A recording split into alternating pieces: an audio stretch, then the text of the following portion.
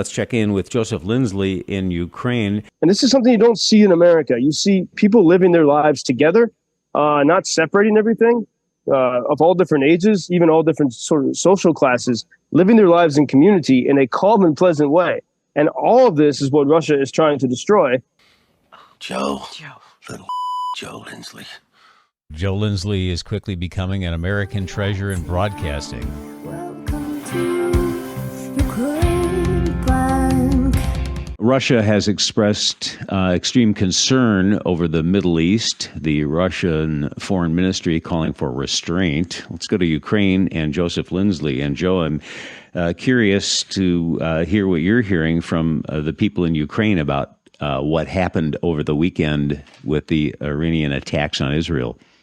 Well, Bob, good afternoon from KHARKIV, 30 miles here from Russia.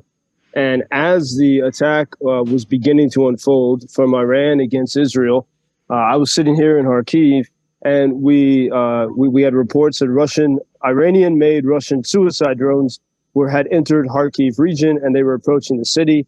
We ended up having several explosions. And so it's very important to note these self-same type of drones that were unleashed upon Israel or toward Israel and throughout the Middle East in those hours at late Saturday, early Sunday. Those are the same exact drones from Iran that Russia uses to terrorize and murder Ukrainians almost every single day. This is a point of frustration for Ukrainians that's not that many seem to miss this the fact that no matter what Russia says, calling for restraint, what Iran is doing to Israel, what Hamas has done, to those Israeli civilians, is of the same nature as what Russia has done, except Russia's done it on a much bigger scale. The president of Israel, Herzog, said to Wolf Blitzer and CNN that what Israel has gone through is unprecedented. Well, it's not, because this is exactly what's happening here in Ukraine. And we look at the couple hundred missiles and drones that Iran tried to send to Israel. And if you look at the statistics for March, Russia fired more than 400 different types of missiles, including hypersonic missiles.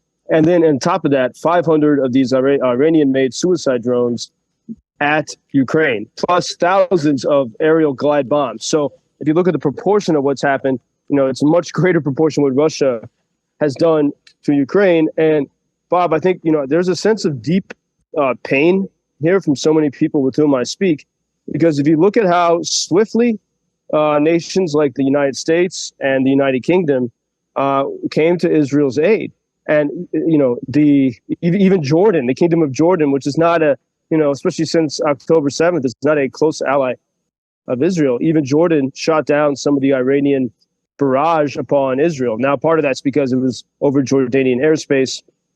But if you look at the way that the U.S. and the U.K. basically closed the sky over Israel, and closing the sky is exactly what Ukrainians have been asking for 2 years. It's exactly what the United States in particular has refused to do. I mean, that's always, that's the reason why I'm reporting from this city of Kharkiv. The capital of Ukraine, Kyiv, is well protected by missile defense, but Kharkiv is not.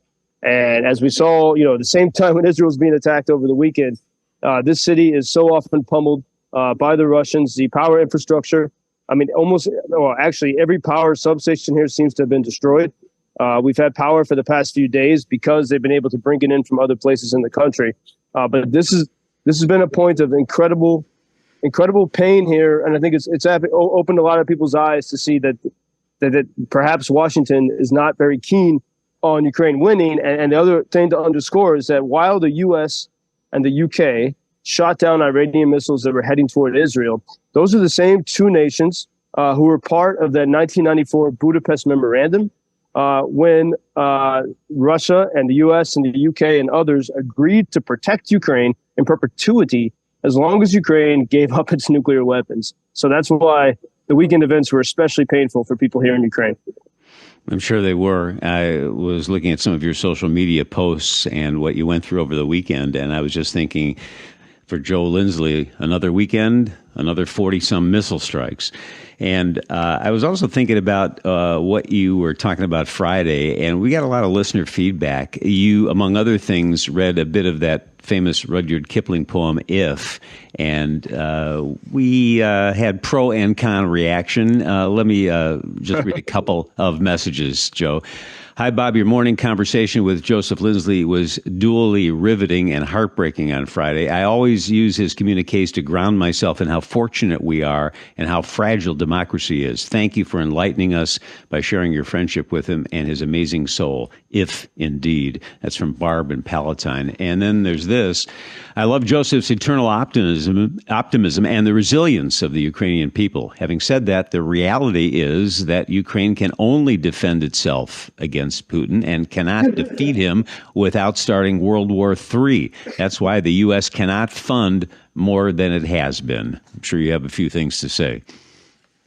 Well, thanks to Barb for those inspiring words. And yeah, I mean, indeed, I think this is we look at the policy of the White House and Jake Sullivan, National Security Advisor, and it seems that there's a fear that if too many long-range weapons have been sent to Ukraine, that the world would be engulfed in wars everywhere. Well, we look at the reality; those weapons have not been sent, and the war is, the world is engulfed in war. Now we see war, getting worse in the Middle East.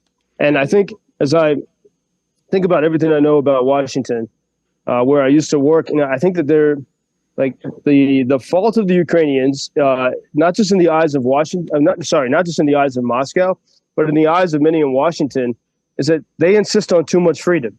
Not only do they not want to be controlled by Putin or some kind of czar, they also don't want to be controlled by sort of global financial and political elites. They are truly free, and if more Americans saw this, they might rush to their defense. And as one example, here in Kharkiv, there's beautiful parks in the center of the city. Every morning as I run through these parks, I see people planting tulips, meticulously maintaining these green lawns that no one walks on. Everyone sort of respects the beauty of the place. There are well-maintained benches. There are Art Deco streetlights along the paths of these parks. And in one of the parks, there's a great little Italian cafe with homemade pasta and great pizza and gelato. And it's kind of a nice, posh place. And you can sit on the terrace. And from the terrace, you can see a playground nearby, just a few yards away. And if you look the other direction, you can see a workout station just a few yards away. And then you can see the entrance to the zoo. And this is something you don't see in America. You see people living their lives together, not separating everything, of all different ages, even all different sort of social classes, living their lives in community in a calm and pleasant way. And all of this is what Russia is trying to destroy. But I think a lot of this is a threat to, sort of powerful corporations and interests in the West. The fact that Ukrainians, don't eat corporate food. The food is very local and, healthy. So there's a lot. And we were starting to see some of this be exposed in the way that the United States government, the White House and White House officials have criticized Ukraine for attacking Russian oil infrastructure. You can talk all you want about freedom, but if you dare touch the gas prices, forget about freedom and forget about help. And we're starting to see that being exposed right now. It's complicated. Joseph Lindsley in Ukraine, and always appreciate your firsthand account of what life is like there. We'll talk tomorrow. Thank you, Joe. Thank you, Bob. Until tomorrow. Thank you for introducing Ukraine on your social media pages. That's very important that much more people can get more information about the situation here and how everybody can help Ukraine to stay stronger and to save all the world. Что он сказал? Well, which side are you on? На чьей ты стороне? Come on now. Oh, which side are you on? На чьей ты стороне?